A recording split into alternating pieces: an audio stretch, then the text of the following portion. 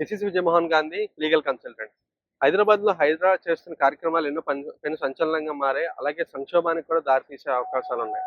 ఎందుకంటే property is not a fundamental right, it's a constitutional right.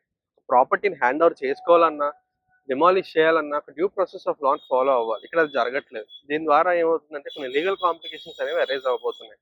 And అలాగే ఏదైతే చెప్తున్నారో ఈ ఫుల్ ట్యాంక్ లెవెల్ గానీ, బఫర్ జోన్‌లు గానీ, గవర్నమెంట్ ఇన్‌స్టిట్యూషన్స్ పర్మిషన్స్ ఉంటాయి. సుమారుగా ఎగ్జాంపుల్ చెప్పాలంటే ఎస్ఆర్ఓ గానీ, ఎలక్ట్రిసిటీ డిపార్ట్మెంట్, టౌన్ ప్లానింగ్ ఇలా వగైరా వగైరా బోలెడు పర్మిషన్స్ ఉన్న బేసిస్ మీదే కొన్ని వేల కోట్ల బ్యాంకులు రుణాలు ఇవ్వడం జరిగింది.